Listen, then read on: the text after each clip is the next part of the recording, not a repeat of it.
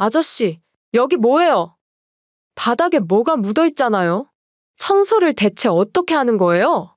그리고 나 잠깐 들어갔다 나왔는데 이것도 주차요금을 받아요? 병수 씨는 주차권을 확인하고 정중하게 대답했습니다. 30분 넘어서 요금을 내셔야 합니다. 규정이 그렇습니다. 죄송합니다. 어이가 없어서.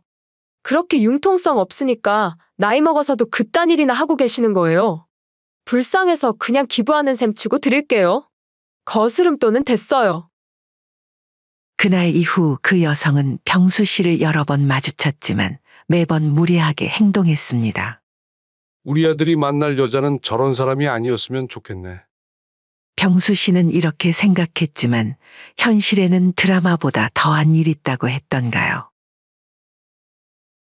이번 사연의 주인공은 70세 손병수 씨입니다. 그리고 그의 아들 손기주와 아들이 사랑했던 여자에 관한 이야기죠. 병수 씨는 젊은 시절 가난과 싸우며 살아왔습니다. 중학교도 제대로 마치지 못한 그는 15살부터 공장에서 일했습니다. 하루 종일 일해도 허리가 펴질 날이 없었죠. 밤이면 온몸이 쑤셨고 손에는 굳은 살이 박혔습니다.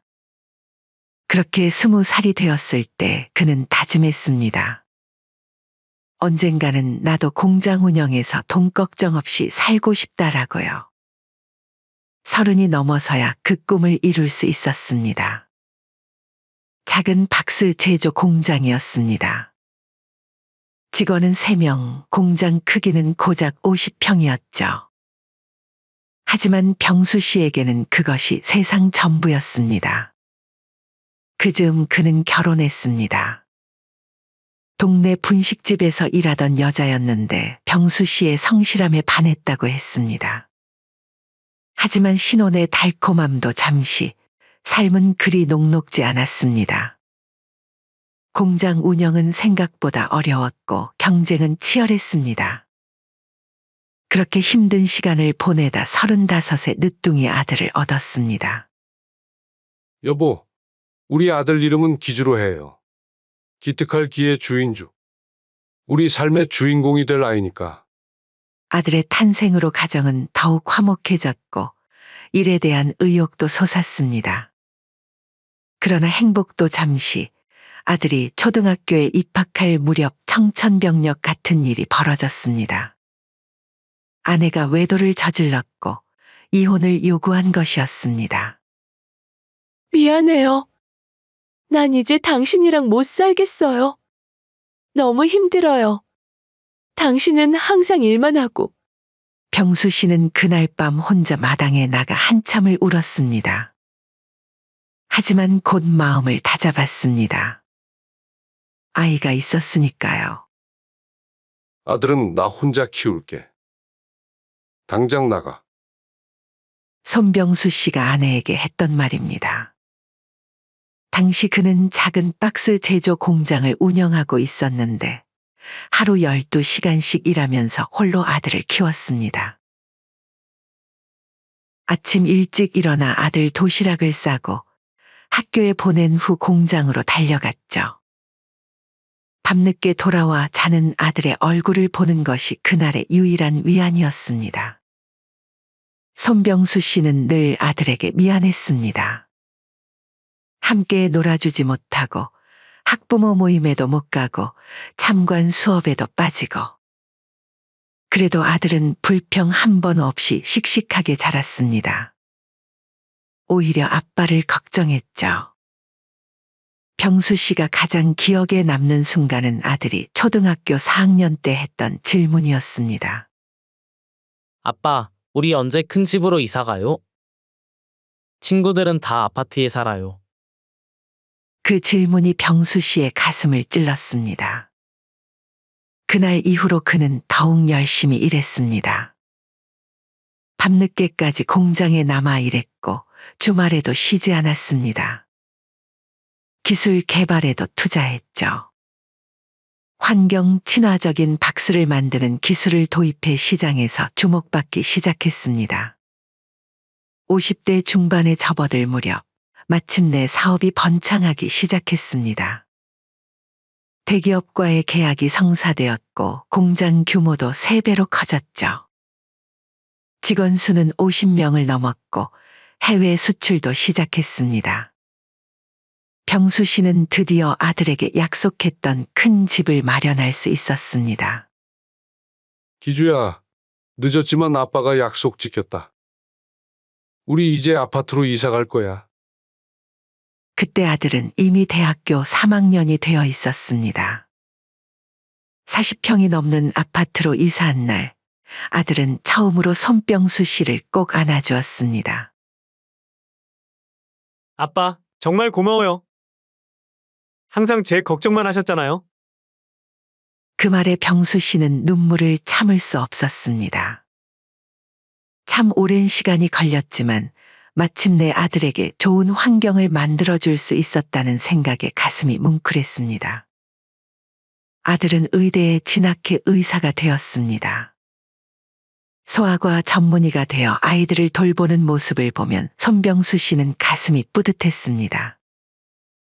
아들이 병원에서 일하기 시작한 후로는 매달 꼬박꼬박 용돈을 보내왔습니다.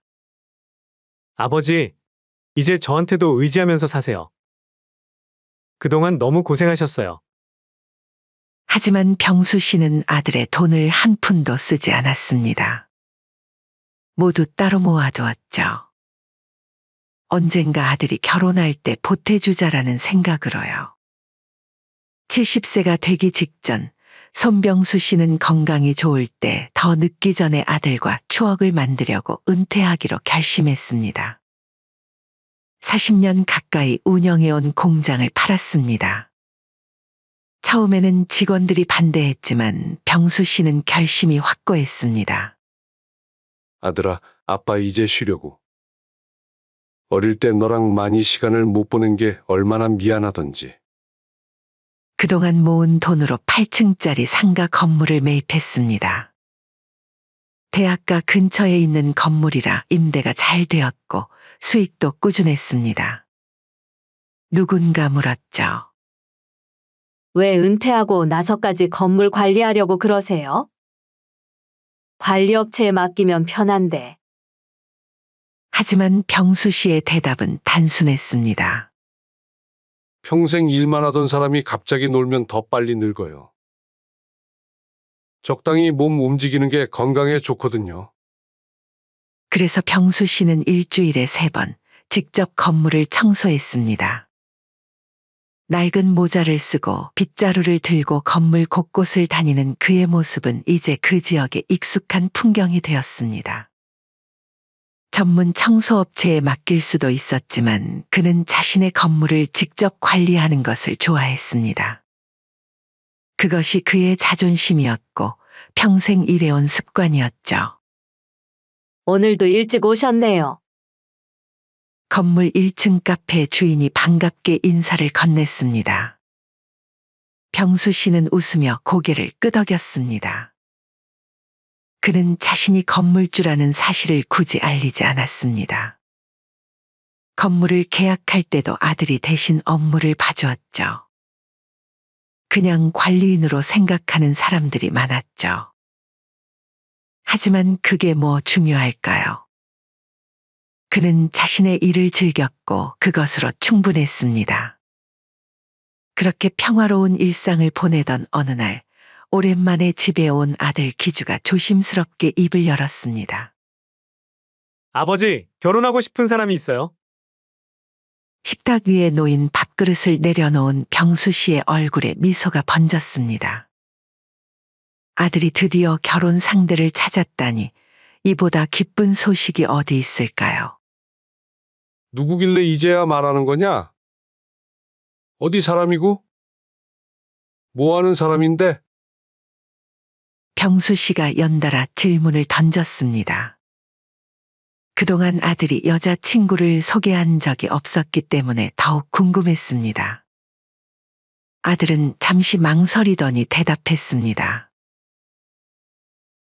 중소기업에 다니는 평범한 회사원이에요. 아들의 말이 이어졌습니다. 아버지, 걱정 말아요. 아주 좋은 사람이에요. 교양도 있고 배려심도 깊고. 병수 씨는 내심 안도했습니다. 그 사람 부모님은 뭐 하시는데? 아들은 대답했습니다. 아버님은 일찍 돌아가셨고 어머님은 가게를 하세요. 소규모 옷가게요. 병수 씨는 고개를 끄덕였습니다. 걱정했던 것보다는 나을 것 같다는 생각이 들었죠. 언제 한번 만나보자꾸나. 아버지가 식사 대접해야지. 아들의 얼굴이 환하게 밝아졌습니다. 그리고 며칠 후 병수 씨는 평소처럼 건물 청소를 하러 갔습니다. 평소처럼 낡은 모자를 쓰고 마스크를 착용한 채 빗자루로 바닥을 쓸고 있었죠. 햇살이 좋은 날이었습니다. 건물 유리문이 열리고 날카로운 하이힐 소리가 들려왔습니다. 머리를 들어보니 세련된 차림에 무척 아름다운 젊은 여성이었습니다. 병수 씨는 다시 바닥 청소에 집중했습니다. 아, 진짜? 이 병원은 주차 관리도 개판이고 건물은 왜 이렇게 더러운 거야? 날카로운 목소리가 건물 안에 울려 퍼졌습니다. 병수 씨는 모르는 척하며 계속 청소를 이어갔습니다. 하지만 그 여자는 병수 씨 앞에 딱 멈춰 섰습니다. 아저씨, 여기 뭐예요? 바닥에 뭐가 묻어 있잖아요? 청소를 대체 어떻게 하는 거예요?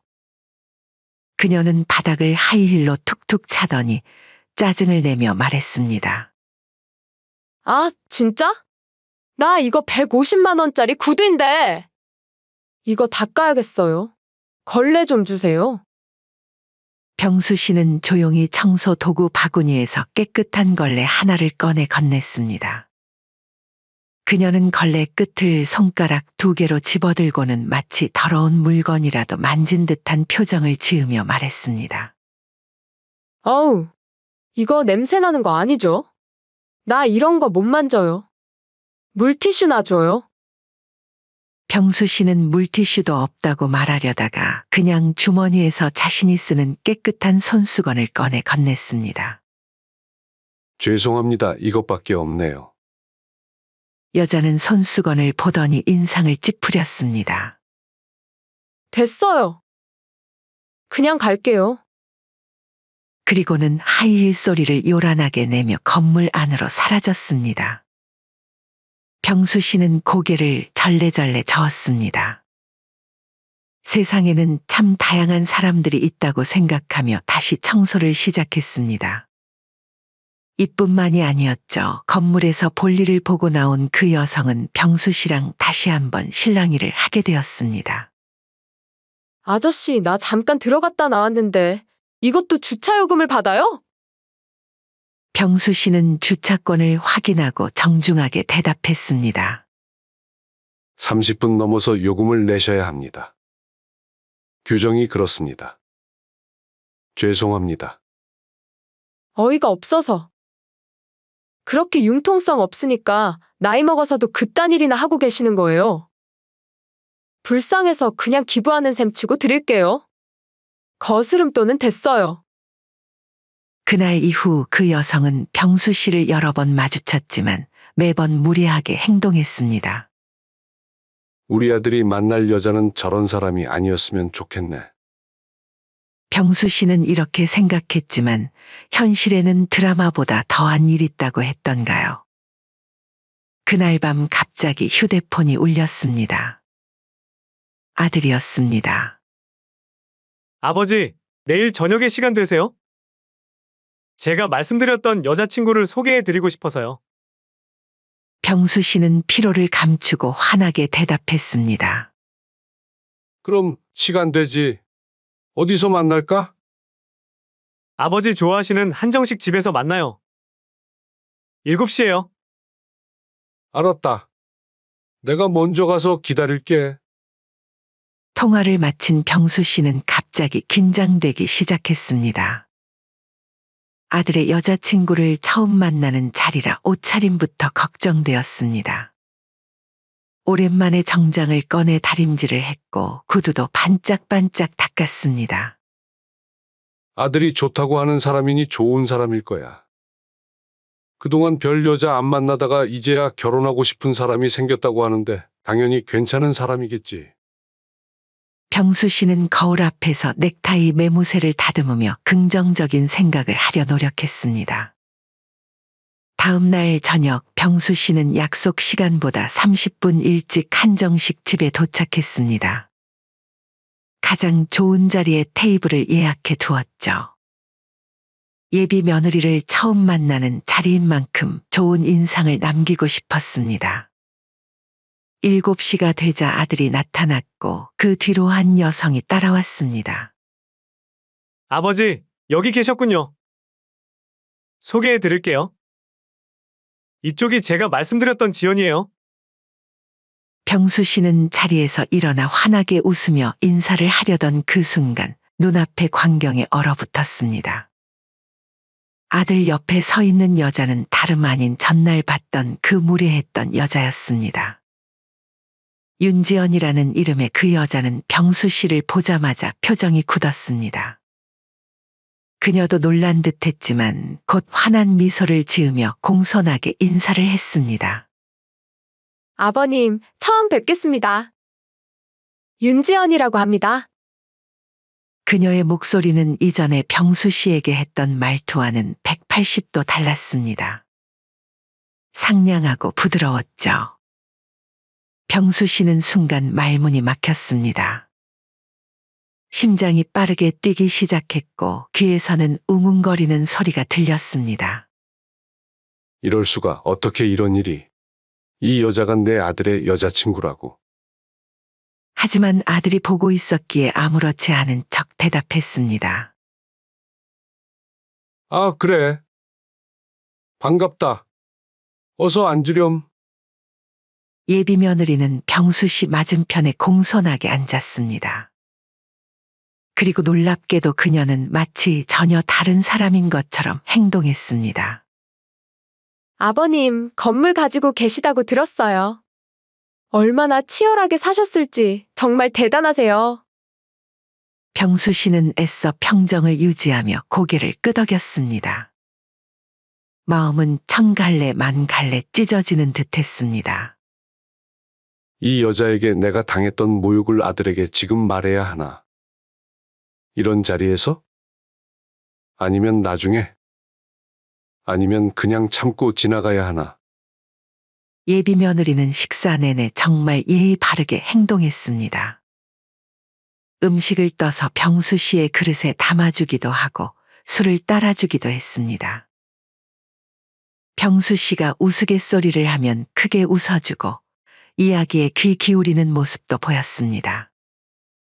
아버님, 기주 오빠가 아버님 자랑을 정말 많이 했어요. 혼자서 기주 오빠를 키우시느라 고생 많으셨다고요. 정말 대단하세요. 병수 씨는 짧게 답변하며 내내 생각에 잠겨 있었습니다. 이 여자의 진짜 모습은 어떤 것일까? 건물에서 청소하는 사람에게 쏟아내던 그 무리한 태도가 진짜일까? 아니면 지금 이렇게 아들 앞에서 보여주는 상냥함이 진짜일까? 식사가 거의 끝나갈 무렵 아들이 화장실에 가기 위해 자리를 비웠습니다. 순간 테이블에는 어색한 침묵이 흘렀습니다. 예비 며느리가 먼저 입을 열었습니다. 아버님, 혹시 어디서 뵌 적이 있으신가요? 이상하게 낯이 익어요. 병수 씨는 그녀의 눈을 바라보며 말했습니다. 그래. 나도 어디선가 본 것 같기도 하구나. 예비 며느리의 얼굴이 순간 창백해졌습니다. 하지만 곧 미소를 되찾으며 말했습니다. 아, 그럴 리가 없는데. 제가 기억력이 좋지 않아서요. 어디서 배웠더라? 병수 씨는 대답하지 않고 그저 미소만 지었습니다. 그때 마침 아들이 돌아왔고 분위기는 다시 화기애애해졌습니다. 하지만 병수 씨의 마음속에는 커다란 질문이 자리 잡았습니다. 이런 이중적인 사람을 아들의 아내로 받아들여도 될까? 식사를 마치고 각자 집으로 돌아가는 길, 아들이 전화를 걸어왔습니다. 아버지, 지연이 어땠어요? 좋은 사람이죠? 병수 씨는 운전대를 꽉 쥐며 머릿속에서 말을 정리했습니다. 글쎄, 좀 더 지켜봐야 할 것 같구나. 아들은 의아한 목소리로 물었습니다. 왜요? 뭐가 마음에 안 드셨어요? 아니, 그런 건 아니고. 그냥 조금 더 알아가 보고 싶다는 거지. 첫인상은 나쁘지 않았어.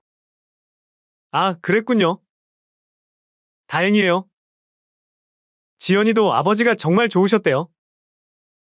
병수 씨는 그 말을 듣고 쓴웃음을 지었습니다. 그래, 다음에 또 만나자, 꼭. 전화를 끊고 병수 씨는 깊은 생각에 잠겼습니다. 어떻게 말을 해야 아들에게 현명하게 전달할 수 있을까? 병수 씨는 밤새 뒤척이며 고민했습니다. 다음 날 병수 씨는 다시 건물 관리를 하러 갔습니다. 입구에서 또다시 예비 며느리와 마주쳤습니다. 예비 며느리는 병수 씨를 발견하고 걸음을 멈췄습니다. 그녀의 얼굴에는 당혹감이 역력했습니다. 병수 씨는 방금 막 도착하여 작업복으로 갈아입기 전이었죠. 아버님. 아니, 왜 여기서? 병수 씨는 담담하게 대답했습니다. 여기 내 건물이라 관리차 왔다. 예비 며느리의 눈이 커졌습니다. 그녀의 얼굴이 순식간에 창백해졌습니다. 네? 여기가 아버님 건물이었어요? 저 안 그래도 여기 위에 피부가 다니고 있거든요. 어떻게 이런 인연이 있을 수가 있나요? 기주 씨랑 저랑 천생연분인가 봐요. 호호. 그녀는 한동안 말을 잇지 못하다가 어색하게 웃으며 말했습니다. 아, 근데 전 청소하셨던 분은 잘렸나 보네요? 안 그래도 너무 일 못하시고 센스가 없어서 잘릴 줄 알았어요. 그런 분도 관리하시느라 고생이 많으시겠어요. 병수 씨는 조용히 그녀를 바라보았습니다. 그리고 천천히 말했습니다. 내가 그때 그 청소하던 사람이었는데. 정말 기억을 못하는 건가 보구나. 예비 며느리의 얼굴이 순식간에 굳었습니다. 그녀의 눈동자가 흔들렸고 입술이 파르르 떨렸습니다. 네? 전에요? 그분이 아버님이라고요? 아버님이 이 건물 소유주라고 하시지 않으셨나요? 병수 씨는 고개를 천천히 저으며 말을 이었습니다. 맞아. 내 소유의 건물을 내가 직접 관리하는 거였어. 남이 하는 것보다 내 손으로 직접 하는 게 마음이 편해서 말이야. 당황한 예비 며느리는 어쩔 줄 몰라 하며 말을 더듬었습니다. 아버님, 저는 정말 몰랐어요. 그냥 청소하시는 분인 줄. 병수 씨는 잠시 그녀를 가만히 바라보았습니다. 그리고 천천히 물었습니다. 나는 너무 다른 너의 모습에 당황했단다. 어떻게 그렇게 다를 수가 있니? 예비 며느리는 당황해서 어쩔 줄 모르는 표정이었습니다. 아니요. 저는 그냥 기주 오빠가 건물 주인이라고만 말씀하셔서 아버님인 줄은 추호도 몰랐어요. 그래. 평소에도 그렇게 무례하게 하고 다니니? 예비 며느리는 말문이 막혔습니다. 그녀의 얼굴이 순식간에 붉게 달아올랐습니다. 아버님, 그게 아니라 저는 그날 몸이 안 좋아서 그리고 회사에서 스트레스를 많이 받아서 병수 씨는 고개를 가로저었습니다. 한 번도 아니고 여러 번이었잖아. 청소하시는 분이 그것도 못 해주세요? 짜증나는데 불쌍해서 그냥 기부하는 셈치고 드릴게요. 이런 말들 기억나지? 예비 며느리는 그 자리에서 얼어붙은 듯 서 있었습니다. 눈물이 그녀의 눈가에 맺히기 시작했습니다. 죄송해요, 아버님. 정말 몰랐어요. 제가 실수한 거예요. 다시는 그러지 않을게요. 저도 억울하다고요. 아버님인 줄 알았으면 그러지도 않았을 거예요, 아시잖아요. 예비 며느리는 울음을 참으며 고개를 숙였습니다. 정말 죄송합니다. 제가 잘못했어요. 병수 씨는 잠시 침묵했습니다. 그리고 생각에 잠긴 듯 말했습니다. 그런데 더 중요한 건 말이야. 내가 나한테 했던 그 행동이 내 본 모습이라는 거야. 우리 아들과 내 앞에서는 다른 모습을 보여주고, 그때 건물 입구에 아들 기주가 들어왔습니다. 오늘은 일찍 퇴근해서 아버지를 데리러 왔던 것입니다. 아버지, 일찍 끝내셨어요? 같이 저녁 먹으러 가려고. 기주는 말을 멈추고 아버지와 윤지연이 대화하는 모습을 보고 놀란 듯 했습니다. 지연이? 너 여기서 뭐해? 오늘은 만나기로 한 거 아니었는데. 윤지연은 당황한 표정으로 손기주를 바라보았습니다. 그녀의 얼굴은 창백했고 눈가에는 눈물이 맺혀 있었습니다. 오빠, 그게 병수 씨는 아들을 향해 고개를 돌렸습니다. 기주야, 내 여자친구가 여기 자주 오는 모양이더라. 전에도 몇 번 마주쳤어. 기주는 의아한 표정으로 두 사람을 번갈아 바라보았습니다. 아버지, 무슨 일 있으셨어요? 지연이는 왜 울고 있는 거예요? 둘이 그전부터 알고 있었던 거예요? 병수 씨는 잠시 망설이다가 결심한 듯 입을 열었습니다. 기주야, 솔직히 말할게. 지연 씨가 나를 청소하는 사람으로만 알고 있을 때는 무척 무례하게 대했단다. 쓰레기 버리라고 내게 던지기도 하고, 이런 나이에 그딴 일이나 하고 있다면서 비하하기도 했지. 기주의 표정이 굳어졌습니다. 아들은 예비 며느리를 바라보며 물었습니다. 지연아, 이게 무슨 소리야? 아버지한테 그렇게 했다고? 예비 며느리는 당황해서 손사래를 쳤습니다. 아니, 그게 아버님인 줄 몰랐어. 그냥 청소하시는 분인 줄 알았다고. 기주의 얼굴이 점점 어두워졌습니다. 그래서 청소하는 사람에게는 그렇게 무례하게 굴러도 된다고 생각한 거야. 예비 며느리는 점점 더 당황한 기색이 역력했습니다. 아니, 그런 뜻이 아니라 내가 그날 좀 예민했던 거지. 자기도 알잖아.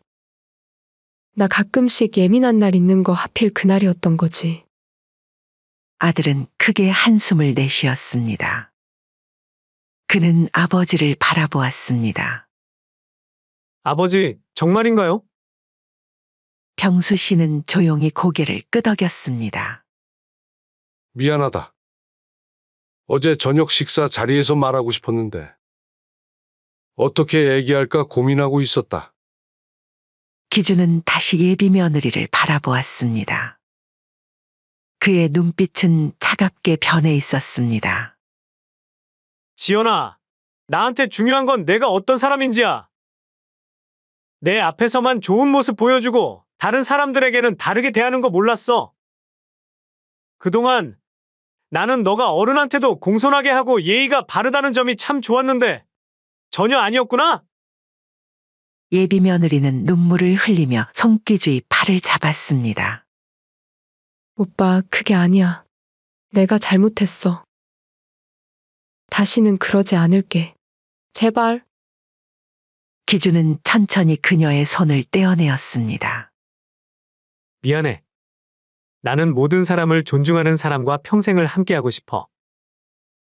청소부든 사장이든 직업에 상관없이 모든 사람을 인격적으로 대하는 사람을 원해. 오빠, 우리 이제 그만하자, 지연아. 예비 며느리의 눈에서 눈물이 주르륵 흘러내렸습니다. 그녀는 아들을 바라보며 간절하게 말했습니다. 오빠, 제발. 한 번만 더 기회를 줘. 내가 정말 잘못했어. 실수였다고. 아들은 고개를 저었습니다. 미안해. 이미 내 진짜 모습을 봐버렸어. 그리고 그는 아버지에게로 다가갔습니다. 아버지, 가시죠. 병수 씨는 조용히 고개를 끄덕이고 아들과 함께 건물을 나섰습니다. 예비 며느리는 그 자리에 굳어버린 채 두 사람의 뒷모습을 바라보았습니다. 건물 밖으로 나온 아들은 깊은 한숨을 내쉬었습니다. 아버지, 정말 죄송해요. 제가 사람을 잘못 봤네요. 병수 씨는 아들의 어깨를 토닥였습니다. 괜찮아. 결혼하기 전에 알게 된 게 다행이야.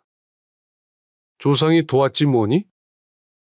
아들은 아버지를 바라보며 쓴웃음을 지었습니다.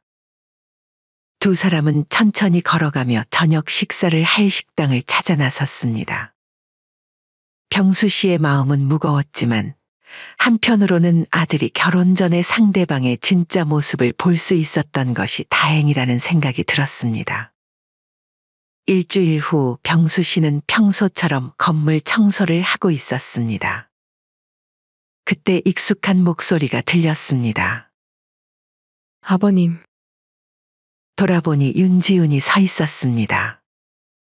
전과는 전혀 다른 모습이었습니다. 아버님. 정말 죄송합니다. 제가 몰랐어요. 제 한순간의 실수로. 병수 씨는 묵묵히 청소를 계속하며 대답했습니다. 나보다 우리 아들한테 가서 사과해. 윤지연은 눈물을 글썽이며 말했습니다. 오빠는 제 전화도 안 받아요. 제발 한 번만 기회를 주세요. 무릎이라도 꿇을게요.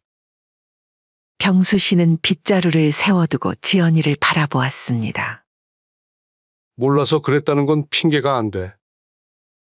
내 본 모습이 그런 거지. 아니에요, 아버님. 저도 모르게 그랬어요. 다시는 그러지 않을게요. 병수 씨는 고개를 저으며 말했습니다. 만약 내가 끝까지 청소부로 남아 있었다면 이런 사과를 받을 수 있었을까? 인생의 교훈을 얻었다고 생각하거라. 그리고 그는 다시 청소를 시작했습니다. 윤지연은 한참을 더 서 있다가 결국 돌아갔습니다. 뒤에서 흐느끼는 소리가 들렸지만 병수 씨는 더 이상 돌아보지 않았습니다. 이미 지나간 기차는 돌아올 리가 없었으니까요. 어머니, 왜 이렇게 일찍 오셨어요? 아직 집 정리가 안 됐어요. 조금 밖에 있다가 오세요. 생각지도 못한 며느리의 반응에 명자 씨는 당황스러웠습니다. 무거운 짐은 어깨를 짓누르고 발은 이미 지치기 시작했습니다. 미안하구나. 버스 시간 맞춰서 오다 보니까 그렇게 됐다. 그러게, 약속한 시간에 맞춰 오셨어야죠. 근처에 카페 있으니까 거기서 2시간만 좀 기다리시다 오세요. 그게 무슨 소리니? 그냥 들어가만 있을게. 안 돼요, 어머니. 저희도 저희 나름대로 계획이 있는데. 민폐예요, 그거. 무슨 민폐? 정말로 카페에서 2시간 있다 오라는 거니? 당연하죠? 약속 안 지킨 건 어머니잖아요. 이번 사연의 주인공은 67세 김명자 씨입니다. 그리고 그녀의 아들과 며느리에 관한 이야기이죠. 남편이 세상을 떠난 뒤 유일한 외동아들 이준을 위해 평생 희생하며 살아왔습니다. 대구의 조용한 아파트에서 홀로 지내는 그녀의 삶은 단조로웠지만 아들 생각으로 버틸 수 있었죠. 명자 씨는 아들 이준이 어릴 적부터 교육비를 아끼지 않았습니다. 남편이 갑작스럽게 돌아가신 후에도 혼자서 아들 뒷바라지를 했죠. 학원비, 과외비, 유학비까지 모든 것을 아들에게 쏟아부었습니다. 그 결과 이준은 좋은 대학을 나와 대기업에 취직했고 승승장구하는 모습을 보여주었어요. 우리 아들, 이제 결혼할 때가 됐구나. 어느 날 이준에게서 반가운 소식이 왔습니다. 결혼한다는 거였죠. 그것도 같은 회사에 다니는 지연이라는 여성과 말입니다. 명자 씨는 가슴이 벅차올랐습니다. 드디어 며느리를 맞이하고 가족이 늘어난다는 기쁨에 잠을 이루지 못했어요. 결혼식 날 김명자 씨는 아들과 새 며느리를 바라보며 눈물을 흘렸습니다. 남편이 살아있었다면 얼마나 좋아했을까 싶었죠. 며느리 지연이는 밝은 미소를 지닌 여성이었습니다. 어머님, 앞으로 잘 부탁드려요. 오빠랑 행복하게 살게요. 그 말을 들으니 김명자 씨는 새 가족을 맞는 기쁨으로 가슴이 벅차올랐습니다. 하지만 그 기쁨도 잠시였어요. 결혼한 지 한 달이 지났을 무렵 아들에게서 전화가 왔습니다. 어머니, 잠시 찾아뵈도 될까요? 상의 드릴 게 있어서요. 다음 날 아들이 혼자 찾아왔습니다. 그의 표정이 무거워 보였죠. 어머니, 실은 서울 집값이 너무 비싸서 저희 신혼집을 마련하기 어려워요. 명자 씨는 아들의 말을 듣고 잠시 생각에 잠겼습니다. 남편이 남긴 보험금과 퇴직금으로 살고 있었지만 아들의 행복을 위해서라면 그래. 그럼 내가 좀 도와주마. 너희 행복한 가정 꾸려야지. 김명자 씨는 남편이 남긴 유산과 평생 모은 돈을 털어 서울에 신혼집을 사줬습니다. 5억이 넘는 큰 돈이었지만 아들의 행복을 생각하면 아깝지 않았어요. 아들과 며느리는 감격해하며 어머니를 안았습니다. 어머니, 정말 감사합니다. 이런 큰 선물을 어떻게 보답해야 할지. 며느리 지연이도 눈물을 글썽이며 말했습니다. 어머니, 저희한테 이렇게 큰 선물을 주셨으니 정말 효도할게요. 언제든지 편하게 오세요. 저희도 어머니 잘 챙길게요. 그 말을 들은 김명자 씨는 가슴이 벅차올랐습니다. 그렇게 집을 마련해 준 뒤 처음 몇 달간은 아들 부부가 자주 연락을 했습니다. 주말마다 전화도 오고 가끔은 영상통화로 새집 구경도 시켜줬죠.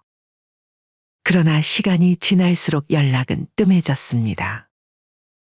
준아, 이번 주말에 대구 내려올 수 있니? 보고 싶구나. 어머니, 죄송해요. 요즘 회사 프로젝트가 너무 바빠서. 바쁘다는 핑계는 계속됐고 약속은 번번이 취소됐습니다.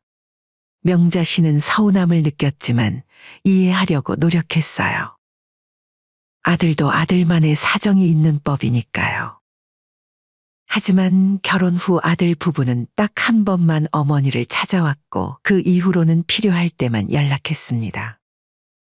며느리의 전화는 더 뜸했습니다. 김명자 씨가 먼저 연락하면 며느리는 요즘 너무 바빠요, 어머니. 라며 전화를 빨리 끊곤 했죠. 어느 날 오랜만에 며느리에게서 전화가 왔습니다. 어머니, 반찬 좀 보내주시면 안 돼요? 어머니가 해주셨던 반찬이 자꾸 생각나네요. 그동안 외로웠던 명자 씨는 처음 이 말을 듣고는 기뻐했었습니다. 왜냐하면 이렇게나마 자식들과 소통하고 지낼 수 있다는 게 좋았었죠. 더 가까워질 기회라고 생각하기도 했고요. 그렇게 명자 씨는 새벽부터 일어나 정성껏 반찬을 만들었습니다. 아들이 좋아하는 소고기 장조림과 멸치볶음을 비롯해 다양한 반찬을 준비했죠. 그리고 택배로 서울까지 보냈습니다. 지연아, 반찬은 괜찮았니? 아, 네? 잘 먹었어요. 근데 저 지금 바빠서요. 나중에 연락드릴게요. 전화가 뚝 끊겼고 그 후로도 연락이 없었습니다. 명자 씨는 혼자 텔레비전을 보며 한숨을 내쉬었습니다. 노년의 외로움을 달래줄 아들과 며느리가 이렇게 멀게만 느껴질 줄은 몰랐어요. 내가 너무 많은 걸 바라는 걸까? 명자 씨는 하루하루를 그렇게 보냈습니다. 오랜만에 아들에게 전화가 오면 반가워 얼른 받았지만 대부분 용건만 짧게 전하고 끝나곤 했어요. 며느리는 더 차갑게 느껴졌습니다. 어머니, 명절에 저희 집에 오실 생각 말고 차라리 여행 다녀오세요. 저희도 바쁘고 어머니도 쉬실 수 있잖아요. 이런 말을 들을 때마다 명자 씨의 가슴은 아팠습니다. 이제는 귀찮은 존재가 되어버린 짐짝 같은 존재가 되어간다는 걸 조금씩 느껴갔던 거죠. 그러던 어느 날 아들에게서 기쁜 소식이 왔습니다. 며느리가 임신했다는 거였어요. 명자 씨는 기뻐서 눈물을 흘렸습니다. 드디어 손주를 볼 수 있다는 생각에 하루하루가 기다려졌죠. 준아, 며느리가 출산하면 내가 가서 도와줄게. 괜찮아요. 엄마 장모님이 오셔서 도와주실 거예요. 그 말에 명자 씨는 아들이 자신을 생각해줘서 해주는 거라고 믿었지만 점점 더 아들 부부의 가족에게서 멀어지는 듯한 은근한 서운함은 지울 수가 없었습니다. 그렇게 아들과 며느리는 필요할 때만 어머니를 찾았고 그것도 직접 만나는 것보다는 전화나 택배를 통한 도움을 원했습니다. 점점 더 얼굴 한번 보는 게 어려워졌죠. 이제 손주가 태어나고 1년이 흘렀습니다. 김명자 씨는 손주 얼굴이 보고 싶어 견딜 수 없었죠. 대구에서 혼자 지내는 시간이 더욱 외롭게 느껴졌습니다. 손주 사진을 보내달라고 해도 며느리는 대충 찍은 사진 한두 장을 보내는 게 전부였어요. 준아, 손주 한번 데리고 한번 내려오지 그러니? 아들에게 주말마다 전화를 걸었지만 대답은 늘 같았습니다. 엄마, 저희 바빠서 한동안 내려가긴 어려울 것 같아요. 차라리 엄마가 서울로 올라오시는 건 어때요? 그럴까? 요즘 많이 바쁘지? 알았다, 내가 한번 올라갈게. 결국 보고 싶은 마음에 명자 씨가 스스로 서울로 찾아가야 하는 상황이 됐습니다. 무거운 짐을 들고 5시간 넘게 버스를 타고 가는 일이 쉽지는 않았지만 손주 얼굴을 본다는 생각에 참을 수 있었죠. 서울에 일이 있어서 가는데 너희 집에 하루 묵어도 될까? 명자 씨가 조심스럽게 물었습니다. 전화 너머로 며느리의 한숨 소리가 들렸어요. 저희가 요즘 너무 바빠서요. 그리고 어머니도 주무시면 불편하실 거예요. 불편하다는 말에 명자 씨는 가슴이 아팠습니다. 자신이 사준 집에서 하룻밤 자는 것조차 눈치를 봐야 한다니요. 그럼 밥이라도 같이 먹을까? 그날 약속이 있어서요. 어머니, 오셔도 잠깐 얼굴만 보고 가세요. 명자 씨는 울컥하는 마음을 겨우 누르며 전화를 끊었습니다. 그래도 손주를 보기 위해 서울행 버스를 예매했죠. 손주를 위한 옷과 장난감을 가방 가득 챙기면서 서울길에 올랐습니다. 서울에 도착해서 아들 집에 가니 손주를 안고 있던 며느리는 손주를 명자 씨에게 잠시 안겨주고는 곧바로 자기 방으로 들어가 버렸습니다. 지연아, 점심은 뭐 먹을까? 김명자 씨가 부엌으로 가서 물었지만 며느리는 대답도 없었습니다. 결국 명자 씨가 냉장고를 열어 음식을 만들었고 식사 시간이 되어서야 며느리가 나타났어요. 어머니, 뭐하러 하셨어요? 그냥 음식 시켜 먹으면 되는데. 며느리의 말에 김명자 씨는 더 이상 할 말을 잃었습니다. 정성껏 음식을 차려놓았는데 고맙다는 말 한마디 없이 휴대폰만 보며 대충 먹던 며느리는 자기 그릇도 치우지 않고 방으로 들어가 버렸어요. 저녁 때 아들이 회사에서 돌아왔지만 상황은 크게 달라지지 않았습니다. 아들은 피곤하다며 씻고 바로 방에 들어갔고 김명자 씨는 혼자 거실에 앉아 텔레비전을 봤죠. 밤이 되어 김명자 씨는 손주와 함께 놀아보려 했지만 며느리는 아이가 자야 한다며 데려가 버렸습니다. 다음 날 아침, 명자 씨는 일찍 일어나 아침을 준비했습니다. 하지만 아들 부부는 늦게 일어났고 아침도 대충 먹고 각자 일과를 시작했어요. 어머니, 저희 오늘 약속이 있어서 나가봐야 해요. 며느리의 말에 김명자 씨는 어안이 벙벙했습니다. 자신이 왔다는 것을 알면서도 약속을 잡아놓은 거였죠. 애기도 데려가야 해요.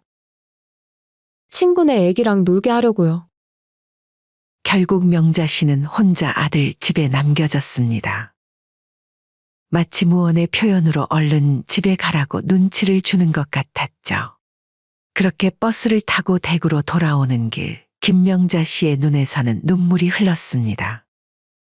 그 이후로도 상황은 나아지지 않았어요.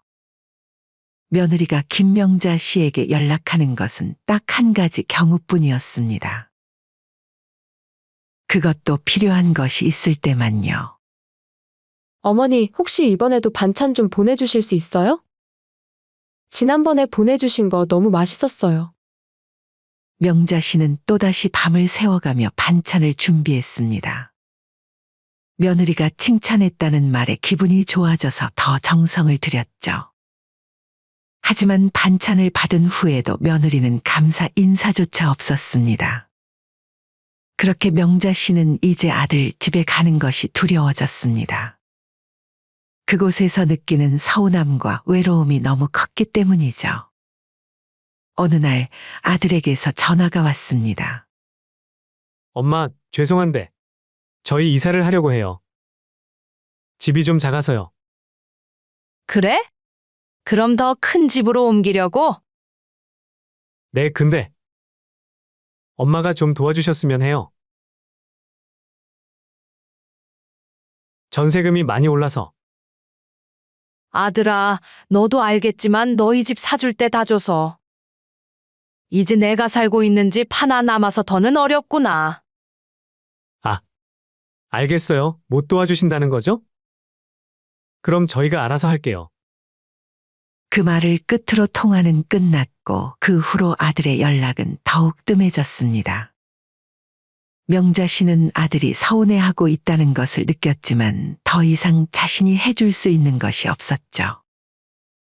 명절이 다가왔을 때 명자 씨는 아들 부부가 내려올 거라 기대했습니다. 하지만 아들은 장인 장모 집에 간다며 대구에 오지 않았죠. 준아, 명절인데 한 번 안 내려오니? 엄마, 장인어른이 편찮으셔서 저희가 먼저 장모님 댁에 가야 해요. 다음에 찾아뵐게요. 다음이라는 말은 늘 공허했습니다. 명자 씨는 명절을 혼자 보냈고 이웃들이 자식들과 함께 시간을 보내는 모습을 보며 더욱 서글퍼졌어요. 시간이 흐를수록 아들과 손주가 보고 싶었습니다. 그래서 이번에는 아들에게 미리 연락을 하고 서울로 가기로 했죠. 버스 시간이 애매해서 조금 일찍 출발했더니 약속한 시간보다 2시간 일찍 도착하게 됐습니다. 서울 고속버스 터미널에 도착한 명자 씨는 무거운 가방을 들고 택시를 타고 아들 집으로 갔습니다. 그리고 초인종을 눌렀어요. 마음속으로는 이번에는 반갑게 맞아주겠지라는 작은 희망을 품고 있었습니다. 하필 그날은 눈이 내리고 있었습니다. 하늘에서 펄펄 떨어지는 한방눈은 아름답지만 너무 추운 날씨였죠. 그렇게 아파트 앞에 도착하여 초인종을 눌렀습니다. 인터폰 너머로 들리는 며느리의 목소리는 차갑기만 했습니다. 어머니, 왜 이렇게 일찍 오셨어요? 아직 집 정리가 안 됐어요. 조금 밖에 있다가 오세요. 생각지도 못한 며느리의 반응에 명자 씨는 당황스러웠습니다. 무거운 짐은 어깨를 짓누르고 발은 이미 지치기 시작했습니다. 미안하구나. 버스 시간 맞춰서 오다 보니까 그렇게 됐다. 그러게, 약속한 시간에 맞춰 오셨어야죠. 근처에 카페 있으니까 거기서 2시간만 좀 기다리시다 오세요. 그게 무슨 소리니? 그냥 들어가만 있을게. 안 돼요, 어머니. 저희도 저희 나름대로 계획이 있는데. 민폐예요, 그거. 무슨 민폐? 정말로 카페에서 2시간 있다 오라는 거니? 당연하죠? 약속 안 지킨 건 어머니잖아요. 명자 씨는 믿기지 않았습니다. 발걸음을 무겁게 옮기며 아파트 단지를 빠져나왔습니다. 며느리가 말한 대로 근처에 카페가 있었습니다. 김명자 씨는 무거운 가방을 끌고 들어가 구석자리에 앉았습니다. 창가에 앉아 쏟아지는 눈을 바라보며 따뜻한 차 한 잔을 주문했죠. 왜 이렇게 됐을까? 명자 씨의 머릿속은 복잡했습니다. 눈물이 차올랐지만 공공장소에서 울고 싶지 않아 꾹 참았습니다. 시간이 천천히 흘렀습니다. 예정된 만남 시간까지 아직 1시간 반이 남았습니다. 명자 씨는 휴대폰을 꺼내 아들에게 전화를 걸었습니다. 준아, 통화되니? 네, 엄마. 서울 오셨어요? 응, 근데 조금 일찍 도착해서 지금 너희 집 근처 카페에 있단다. 네? 벌써요? 지연이한테 연락했어요? 했어. 근데 집 정리가 안 됐다고 약속 시간에 오라더구나. 아, 그래요? 그럼 불편하시겠지만 따뜻한 차라도 마시면서 조금만 기다리세요. 아무리 그래도 일찍 왔다는 이유로 문전박대하는 건 너무하지 않니? 엄마, 지연이 입장도 있겠죠. 시어머니가 불쑥 찾아오면 곤란할 거예요. 불쑥은 무슨 불쑥? 아무리 그래도 조금 일찍 왔다고 한겨울에 내친다는 게 말이 되니? 하여튼 됐다. 나 그냥 돌아갈게. 이런 푸대접 받으면서 찾아가고 싶지 않구나. 엄마, 그게 아니라 전화를 끊고 명자 씨는 창밖을 바라봤습니다. 약속을 그렇게 중요시하는 사람이 효도하겠다는 약속은 안 지키는구나. 문득 아들 부부가 살고 있는 집이 생각났습니다. 사실 집 명의는 아직 명자 씨 앞이었습니다. 아들 이준에게 증여하려고 했지만 세금 문제로 아직 완료하지 못했기 때문이죠. 법적으로는 여전히 명자 씨의 소유였습니다. 그녀는 결심했습니다. 더 이상 이렇게 서럽게 살고 싶지 않았습니다. 자신의 재산을 챙기고 남은 인생은 행복하게 살아야겠다고 마음먹었죠.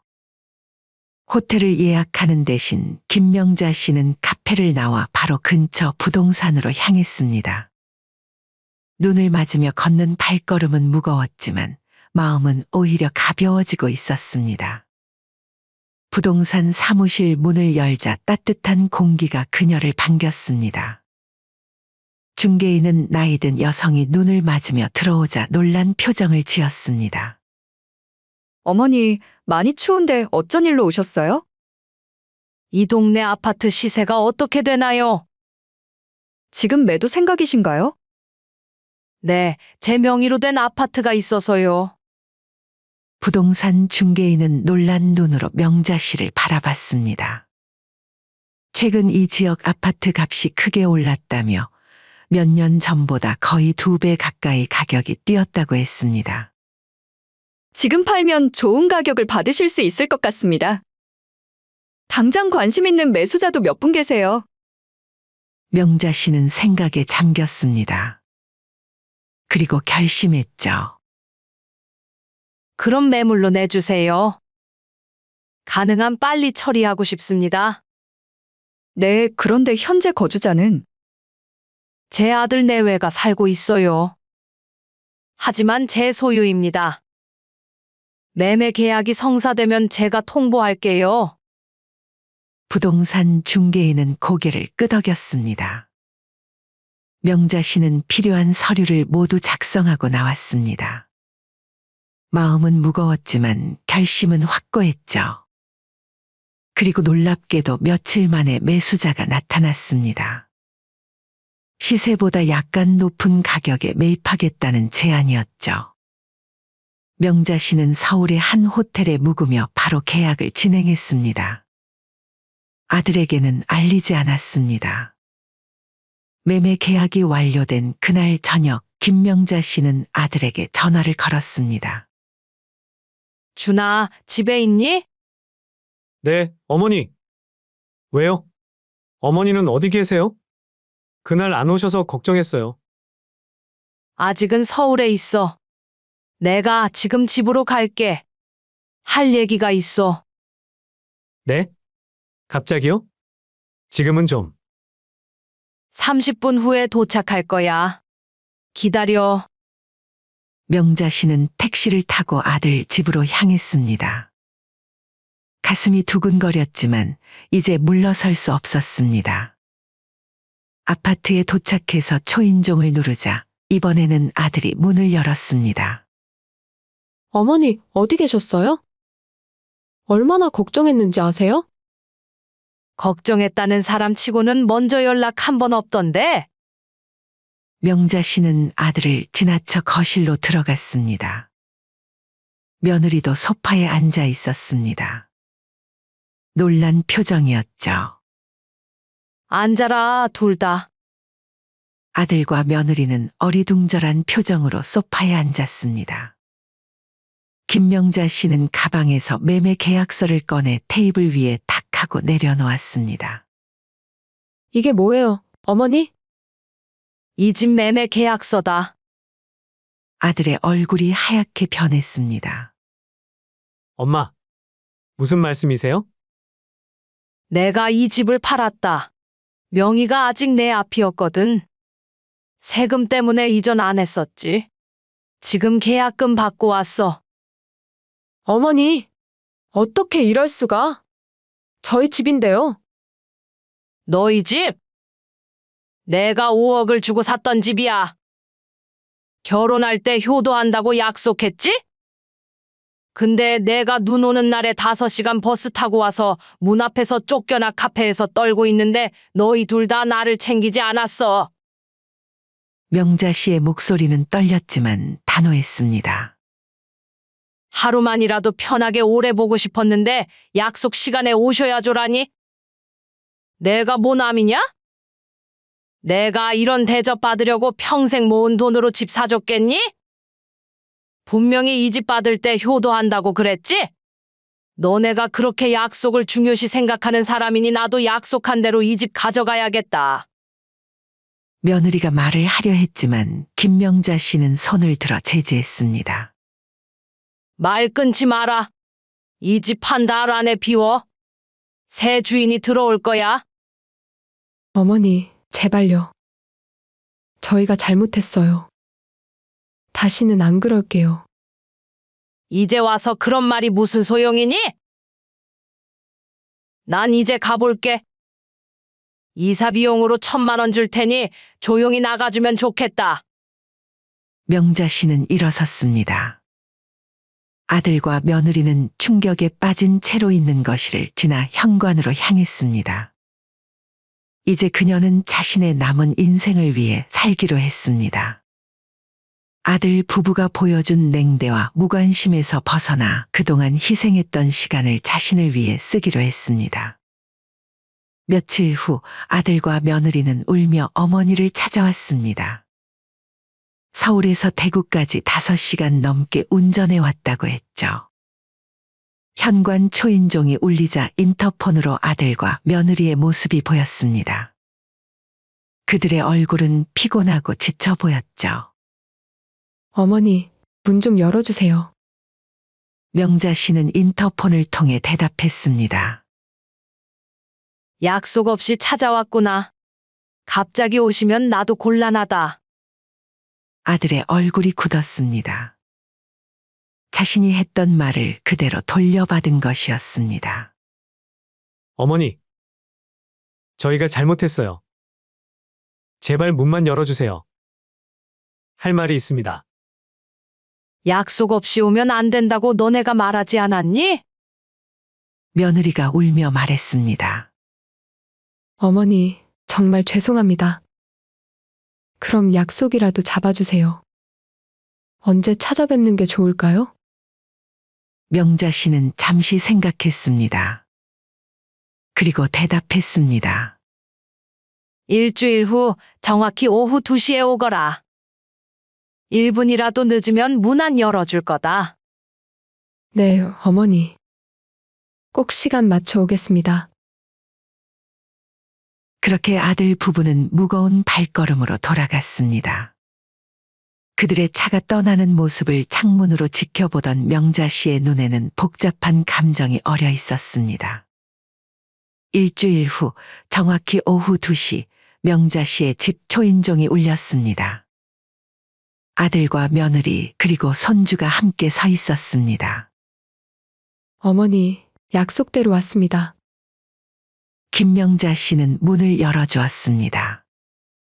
손주는 할머니를 보자 반갑게 웃었습니다. 이제 막 걸음마를 시작한 손주의 모습에 김명자 씨의 마음이 조금 풀어졌습니다. 거실에 셋이 앉았습니다. 정적이 흘렀습니다. 아들이 먼저 입을 열었습니다. 어머니, 저희가 정말 잘못했어요.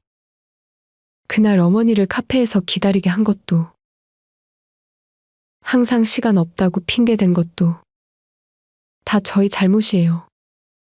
며느리는 고개를 숙이며 말을 이었습니다. 어머니, 제가 정말 잘못했어요. 저번 주에 약속 없이 왔다며 다시 서울 돌아갈 때 그때 어머니 생각이 나더라고요. 명자 씨는 그들의 말을 들으며 잠시 침묵했습니다. 아들이 다시 눈물 어린 목소리로 말했습니다. 어머니, 저희 정말 어디 갈 데가 없어요. 전세금도 없고, 아시잖아요. 저희 생활 빠듯한 거. 안 나가던 월세 나가니까 정말 힘들다고요. 제발 집만 돌려주시면 저희가 진짜 효도할게요. 약속은 지키는 거란다. 그 말만 남기고 김명자 씨는 일어났습니다. 아들과 며느리는 그녀의 발을 붙잡았습니다. 어머니, 제발요. 손주도 생각해 주세요. 애가 집 없이 어떻게 자라요? 명자 씨는 문득 손주 생각에 마음이 아팠습니다. 하지만 이내 마음을 다잡았습니다. 월세방에 살면 되지 않니? 뭐가 문젠데? 아들 부부는 할 말을 잃었습니다. 명자 씨는 문을 가리키며 말했습니다. 이제 돌아가라. 더 이상 할 말 없다. 어머니, 나가. 명자 씨의 단호한 목소리에 둘은 일어났습니다. 현관문까지 걸어가며 아들이 마지막으로 말했습니다. 저희 정말 갈 데가 없어요. 어떻게 해야 하나요? 명자 씨는 차갑게 웃으며 대답했습니다. 그건 너희가 결정할 일이지? 내가 이 나이에 5시간 버스 타고 와서 카페에서 떨고 있었을 때 너희는 나한테 어떻게 하면 좋을지 물어봤니? 그때는 약속 시간에 오셔야죠라며 문전박대했잖아. 그 말에 며느리는 고개를 푹 숙였습니다. 명자 씨는 문을 열어주었습니다. 다음부터는 약속을 잘 지켜라. 효도는 말이 아니라 행동으로 하는 거다. 아들과 며느리는 무거운 발걸음으로 현관을 나섰습니다. 명자 씨는 문을 닫고 깊은 한숨을 내쉬었습니다. 가슴 한편에는 아픔이 있었지만 동시에 자신의 결정이 옳았다는 확신도 있었습니다. 일주일 후 명자 씨는 그동안 묵혀두었던 여행 계획을 실행에 옮겼습니다. 평생 희생하며 모은 돈으로 해외여행을 떠났습니다. 그리고 한 달 후 명자 씨의 집에 택배가 도착했습니다.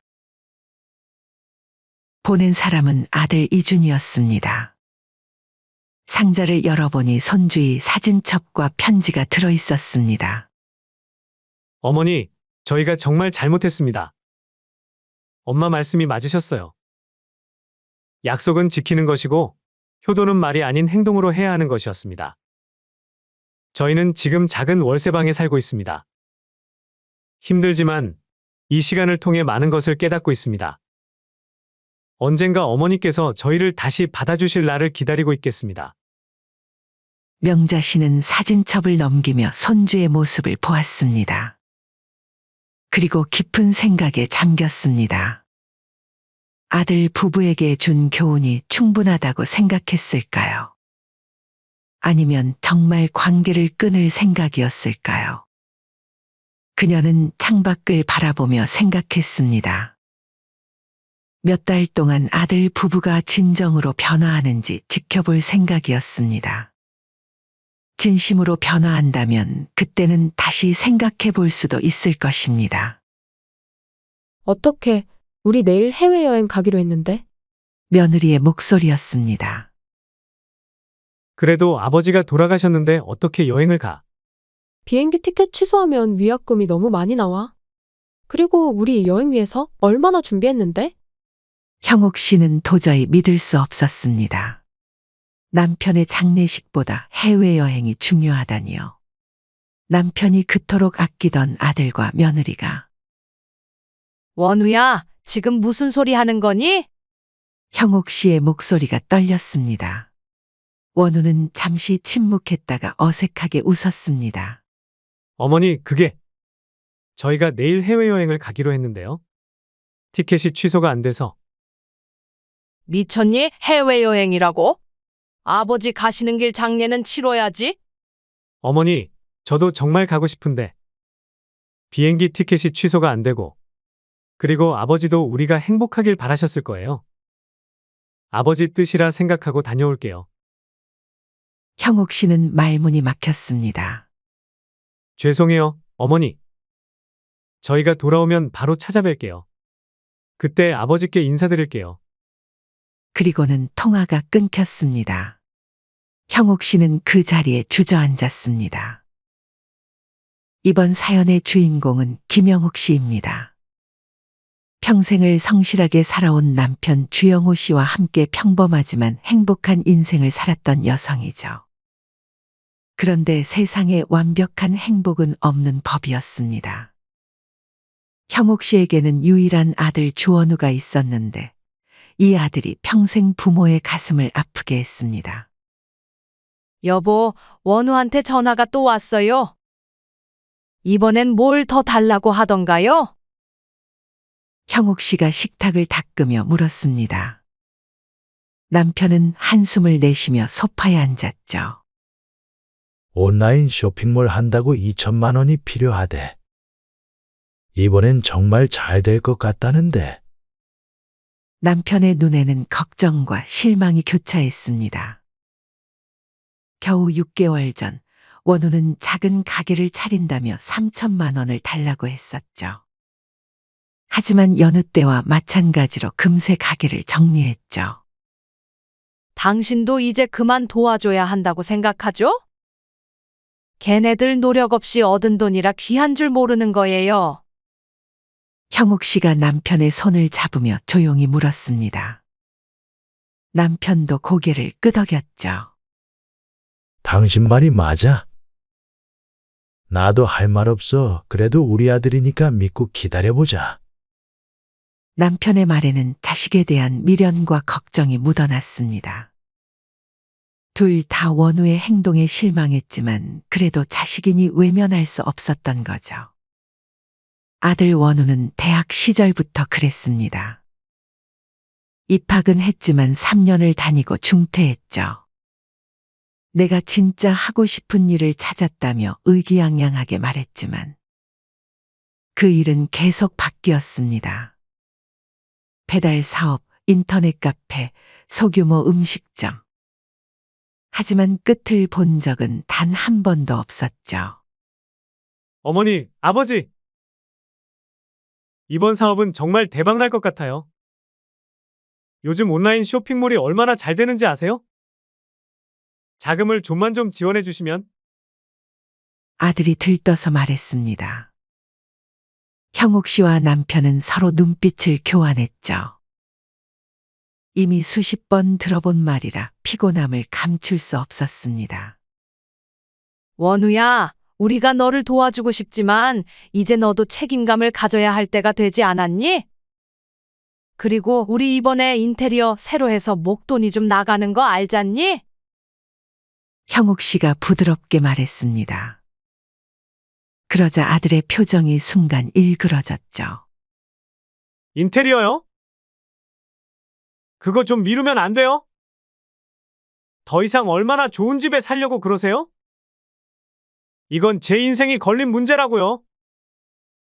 그 순간 남편은 눈살을 찌푸렸습니다. 아들의 무리한 태도에 화가 났지만 그래도 자식이니 마음을 누그러뜨렸죠. 원우야, 그렇게 말하면 안 되지? 우리도 생각해 볼 테니 일단 가보렴. 아들은 마지못해 고개를 끄덕이고 집을 나갔습니다. 문이 닫히자마자 남편은 한숨을 깊게 내쉬었죠. 저 녀석 정말 언제쯤 처리될까? 우리 돈이 떨어지면 그제서야 정신 차릴까? 형옥 씨는 남편의 어깨를 토닥였습니다. 둘 다 아들을 사랑했지만 그의 행동에 지쳐가고 있었죠. 여보, 우리가 너무 다 해줘서 그런 걸까요? 이제라도 단호하게 거절해야 할까요? 남편은 고민에 빠졌다가 이내 고개를 저었습니다. 그래도 마지막이라고 생각하고 한 번만 더 도와주자. 이번엔 정말 마지막이야. 결국 부부는 아들에게 돈을 보내주기로 했습니다. 하지만 둘 다 마음속으로는 이것이 정말 마지막이라고 다짐했죠. 문제는 원우가 결혼한 후 더 심각해졌습니다. 며느리 강태리는 원우보다 더 욕심이 많았거든요. 결혼 초부터 신혼집 전세금을 시부모에게 요구했고 생활비까지 부모님에게 의존했죠. 하지만 정작 자신은 일은 하지 않고 해외여행에 돈을 쏟아부었습니다. 어머님, 시아버님이 계셔서 정말 다행이에요.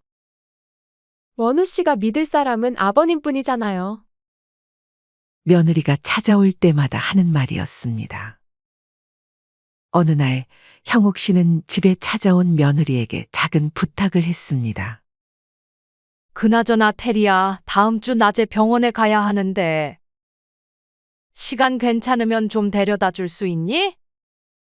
그러자 며느리의 표정이 순간 굳어졌습니다. 토요일이요? 아, 저희 그날 친구 모임이 있어서요.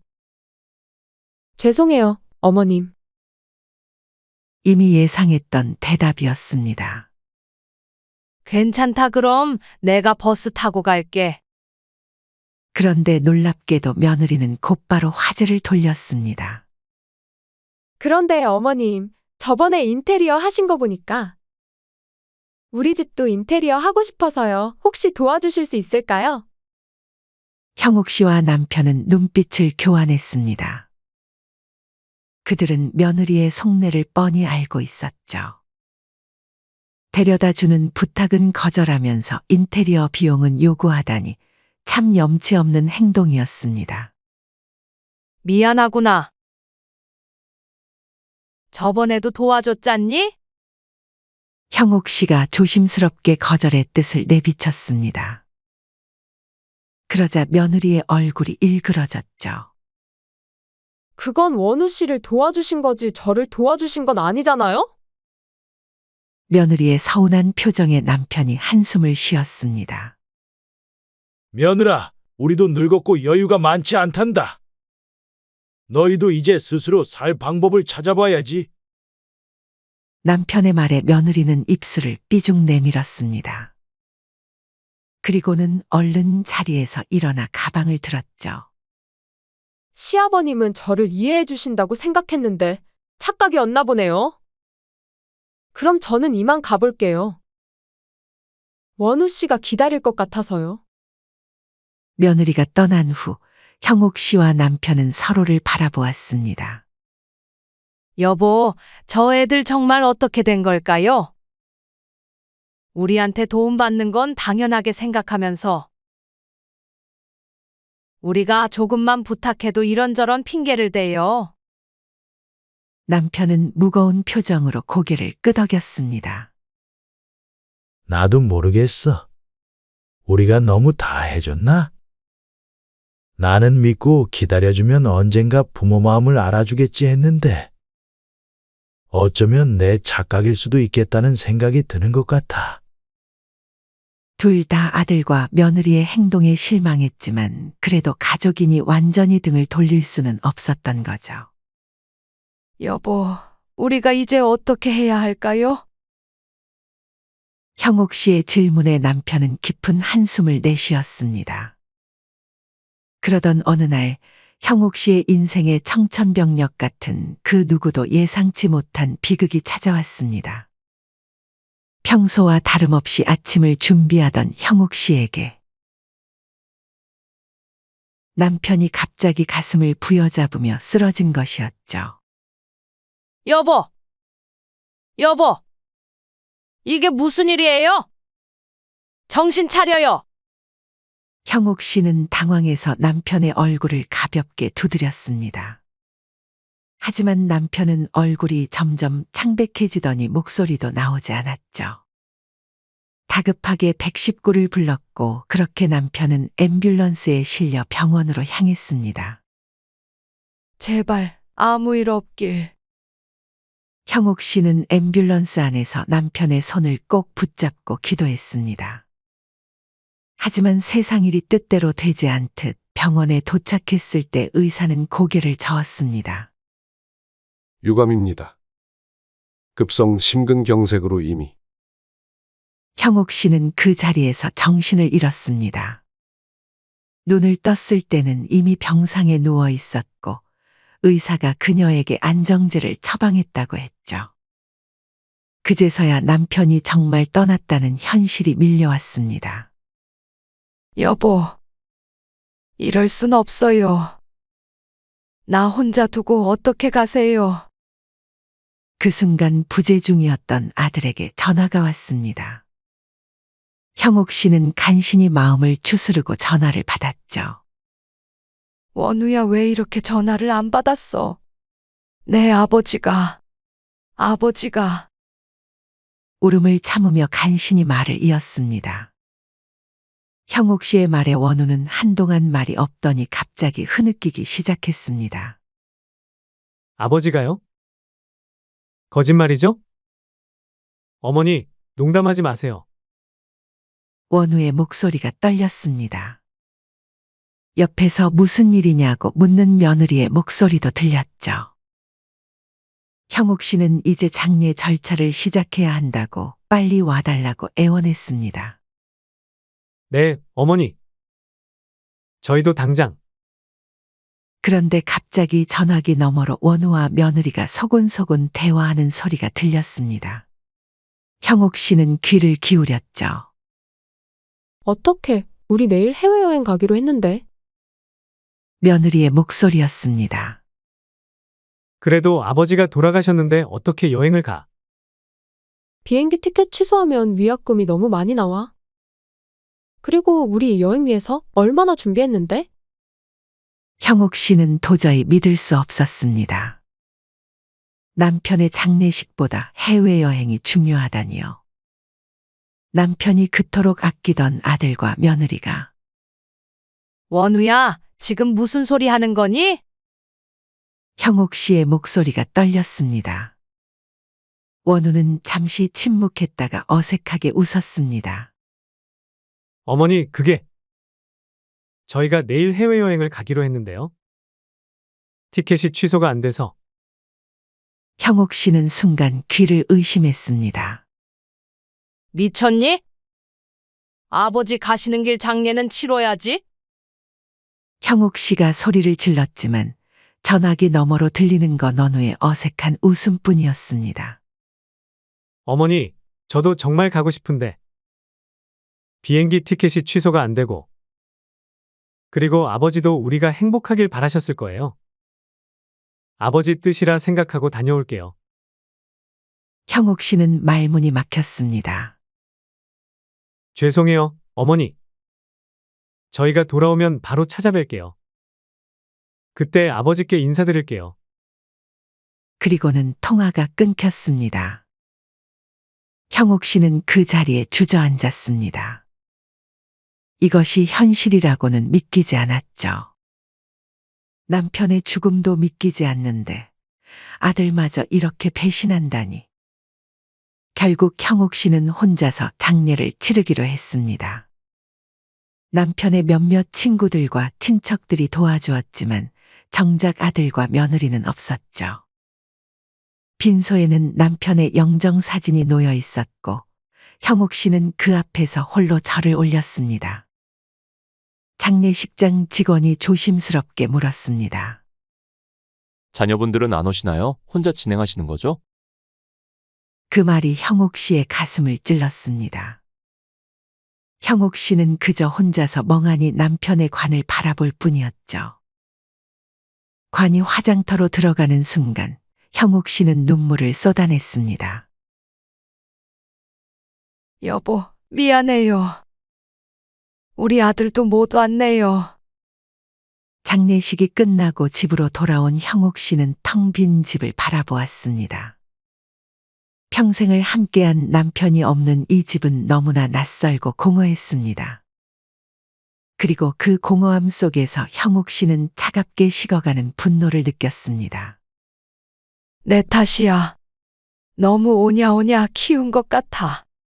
내 아들이 조금 철없는 정도로 생각했는데 이건 도를 넘어섰어.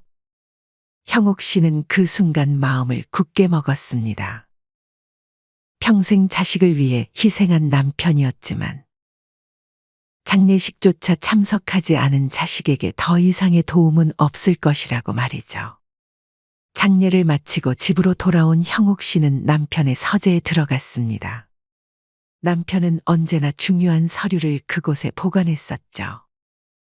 서랍을 열자 정갈하게 정리된 서류들이 나왔습니다.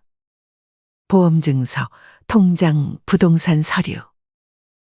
남편은 정말 철저하게 준비해 놓았던 거였습니다. 형옥 씨는 서류들을 하나하나 살펴보았습니다. 정리를 다 해보니 새삼 남편이 남긴 재산이 많았죠. 그렇게 한 달의 시간이 흘렀습니다. 형옥 씨는 그 시간 동안 홀로 남편의 죽음을 애도하며 살아갔습니다. 그런데 어느 날 현관 초인종이 울렸습니다. 현관 초인종 소리에 형옥 씨는 천천히 일어났습니다. 한 달 동안 누구도 찾아오지 않았는데 누구일까 하는 생각이 들었죠. 유리창 너머로 보이는 얼굴에 형옥 씨는 숨이 멎는 듯했습니다. 해외여행을 다녀온 아들 원우와 며느리 태리였습니다. 어머니, 저희 다녀왔어요. 공항에 내리자마자 바로 왔어요. 어찌나 마음이 불편하던지. 여행도 제대로 못했어요. 형옥 씨는 말없이 현관에 서 있었습니다. 원우는 어색한 표정으로 고개를 숙였죠. 어머니, 많이 힘드셨죠? 이제 저희 왔으니까 그만 슬퍼하셔도 돼요. 형옥 씨는 그저 문을 더 열어 두 사람을 들여보냈습니다. 무슨 말을 해야 할지, 어떻게 반응해야 할지 알 수 없었습니다. 이 상황이 꿈인지 현실인지 분간이 가지 않았죠. 일단 들어오거라.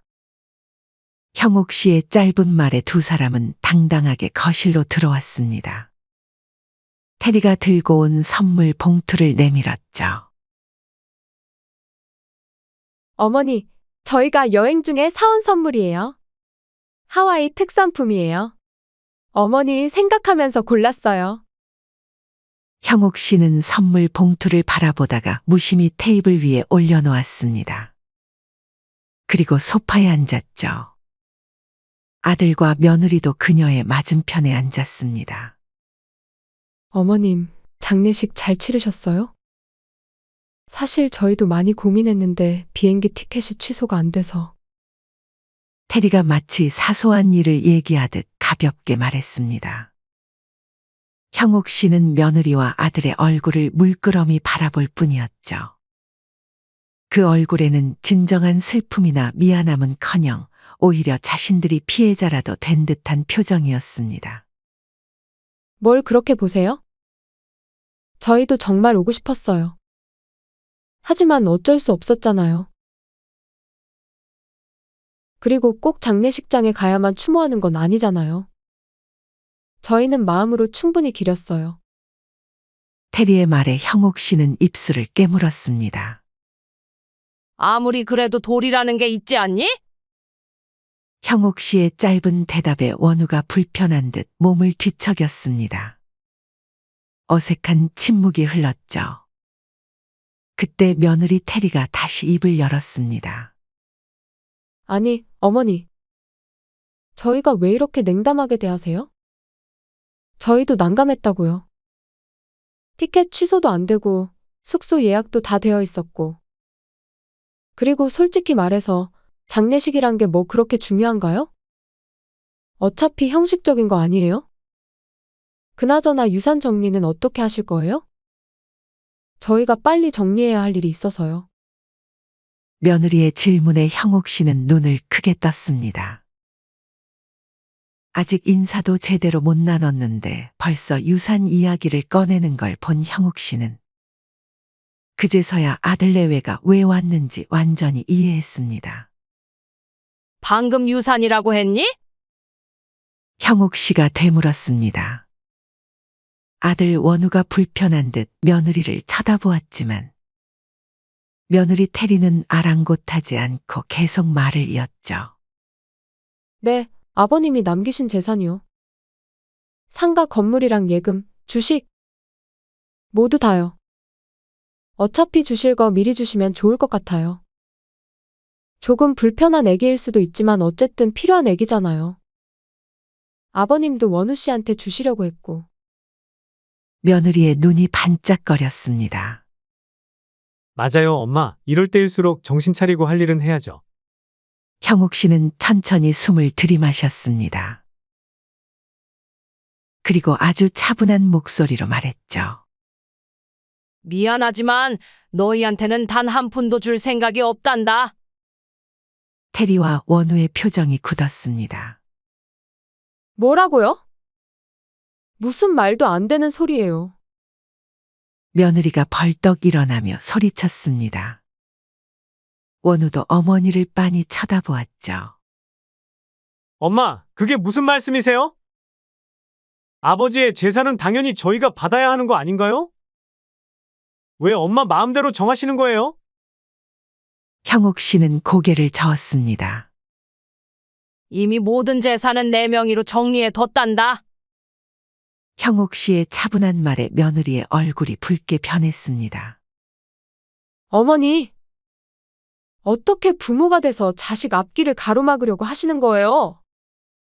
저희에게도 상속권이 있다고요. 가족이잖아요. 가족이라고? 너희가 우리를 가족이라고 생각했니? 그리고 세상에 어떤 자식이 부모 장례식에 오지도 않고 해외여행을 간다는 말이니? 앞으로 너네는 내 자식, 내 가족이 아니다. 형옥 씨의 목소리가 점차 높아졌습니다.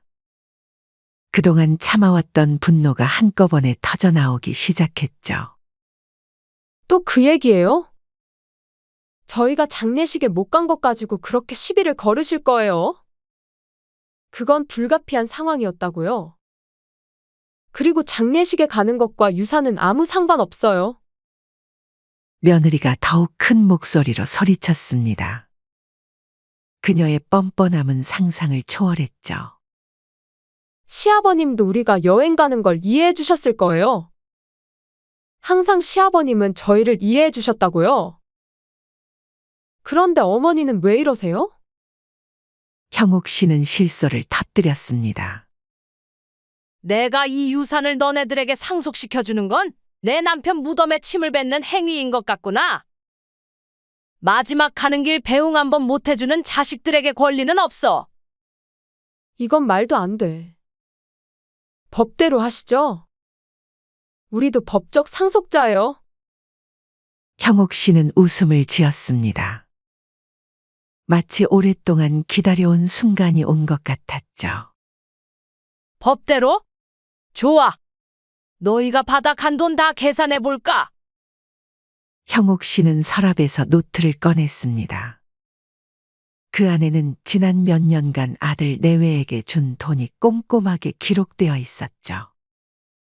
신혼집 전세금 2억 원, 가게 차릴 때 준 돈 3천만 원. 온라인 쇼핑몰 한다며 받아간 돈 2천만 원, 생활비 지원 총 5천만 원. 형옥 씨가 하나하나 짚어가며 말했습니다. 아들 내외의 얼굴이 점점 굳어갔죠. 그게 무슨 상관이에요? 어머니는 항상 말이 안 통했어요. 며느리가 소리쳤습니다. 그녀의 뻔뻔함은 하늘을 찌를 듯했죠. 그것도 다 시아버님이 주신 거예요. 어머니 돈 한 푼도 안 썼어요.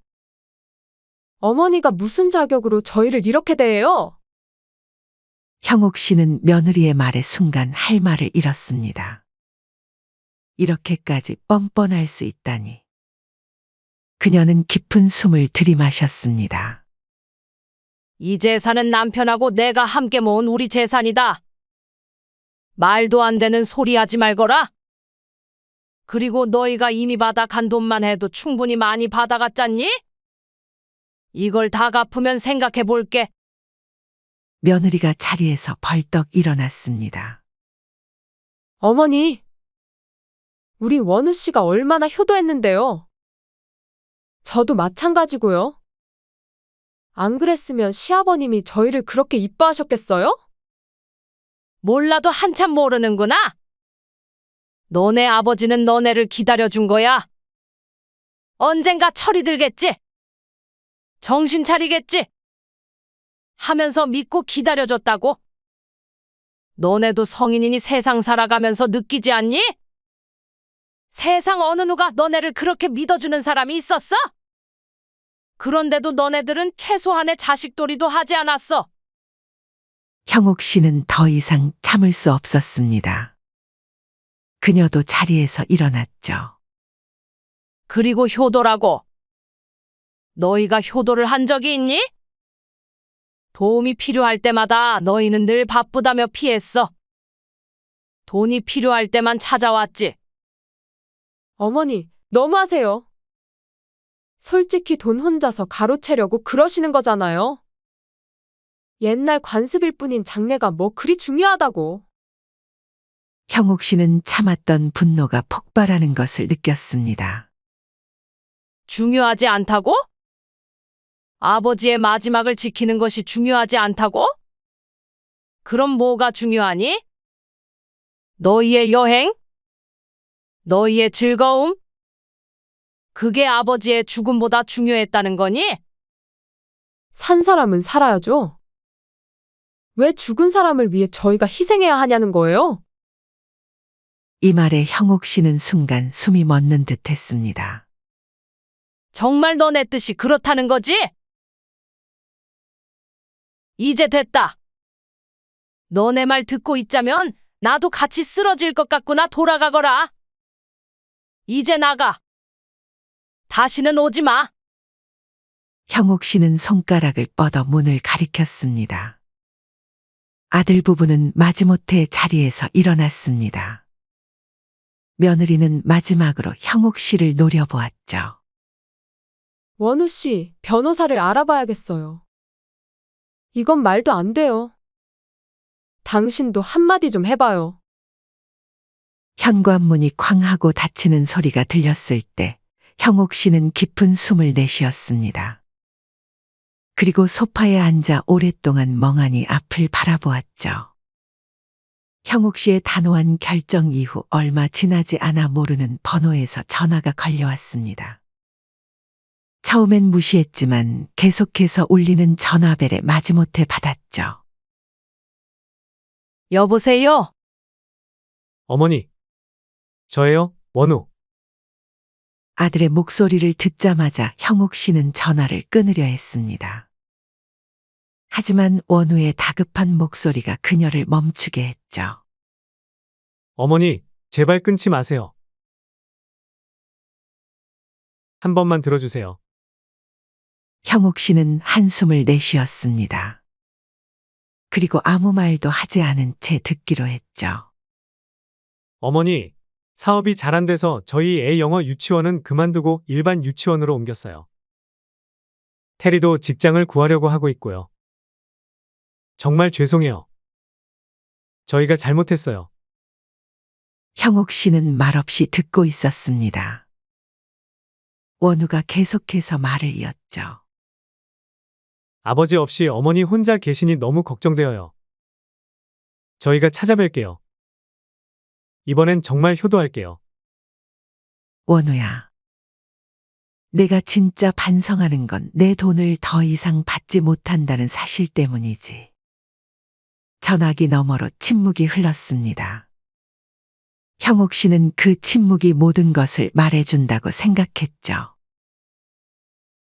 어머니, 조금만 도와주세요. 더 할 말 없으면 이만 끊을게. 그리고 다시는 연락하지 마. 형옥 씨는 단호하게 전화를 끊었습니다. 그리고 휴대폰을 내려놓은 채 창밖을 바라보았죠. 예전 같았으면 아들의 사정에 마음이 약해졌을 텐데, 이제는 그런 감정조차 느껴지지 않았습니다. 아들의 말이 진심이 아니라는 것을 알았으니까요. 며칠 후 형옥 씨는 슈퍼마켓에서 장을 보던 중 낯익은 목소리를 들었습니다. 저기요, 이거 얼마예요? 며느리 테리의 목소리였습니다. 형옥 씨는 재빨리 모자를 눌러쓰고 다른 통로로 빠져나갔죠. 하지만 곧 테리의 다급한 목소리가 들려왔습니다. 어머니, 어머니,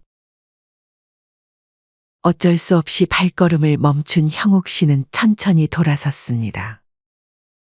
테리의 모습이 예전과는 달라 보였죠. 어머니, 제발 저희 좀 도와주세요. 원우 씨가 또 사업에 실패했어요. 이제 진짜 살 길이 없어요. 며느리 테리의 애원에 형옥 씨는 차갑게 대답했습니다. 그건 너희 문제야. 이젠 스스로 해결해. 테리의 얼굴이 일그러졌습니다. 어머니, 그래도 저희는 가족이잖아요. 어떻게 이럴 수 있어요? 형옥 씨는 테리를 물끄러미 바라보았습니다. 가족이라고? 아버지 장례식에도 오지 않은 자식이 무슨 가족이야? 이제 너희는 남이야? 그 말을 남기고 형옥 씨는 돌아섰습니다. 며느리가 뒤에서 소리치는 것이 들렸지만 그녀는 뒤돌아보지 않았습니다. 그리고 카트를 밀며 매장을 빠져나왔죠. 집으로 돌아오는 길에 형옥 씨는 마음이 이상하게 가벼웠습니다. 과거에는 항상 아들 걱정, 며느리 걱정으로 마음이 무거웠는데 이제는 그런 짐을 모두 내려놓은 듯했죠. 그렇게 1년 정도 시간을 흐른 어느 날 형옥 씨는 길을 걷다가 우연히 아들을 마주쳤습니다. 그는 몹시 초라해 보였죠. 수염도 깎지 않은 채 허름한 옷을 입고 있었습니다. 엄마, 원우가 형옥 씨를 발견하고 다가왔습니다. 그의 목소리는 떨렸죠. 저희 이혼할 거예요. 돈이 없으니까 저를 버리고 떠났어요. 형옥 씨는 아들을 물끄러미 바라보았습니다. 그의 모습이 안쓰럽기도 했지만 이제 그녀의 마음은 더 이상 흔들리지 않았습니다. 그게 내 인생이지. 이제는 스스로 책임져야 할 때야. 아들의 얼굴이 굳었습니다. 아마도 어머니가 다시 도와줄 거라고 기대했던 모양이었죠. 엄마, 정말 저를 도와주지 않으실 건가요? 형옥 씨는 미소를 지었습니다. 쓸쓸하지만 단호한 미소였죠. 이제는 내 인생은 내가 살아야 해. 난 더 이상 너를 책임질 수 없어. 형옥 씨는 그 말을 남기고 돌아섰습니다. 집으로 돌아온 형옥 씨는 창가에 앉아 바깥을 바라보았습니다. 원우를 볼 때마다 가슴이 아프기는 했지만 그것은 어쩔 수 없는 일이었습니다. 자식에 대한 사랑은 여전히 있었지만 더 이상 자신의 인생을 희생할 수는 없었죠. 창밖으로 별이 빛나는 밤하늘을 바라보며 형옥 씨는 미소 지었습니다. 긴 어둠을 지나 마침내 빛을 찾은 것 같았습니다. 자식에게 상처받았지만 그 상처를 통해 더 강해진 자신을 발견한 것이죠. 인생은 계속된다는 것, 그리고 어떤 상황에서도 스스로를 지키는 것의 중요성을 배운 형옥 씨는 이제 두려움 없이 앞으로 나아갈 준비가 되어 있었습니다.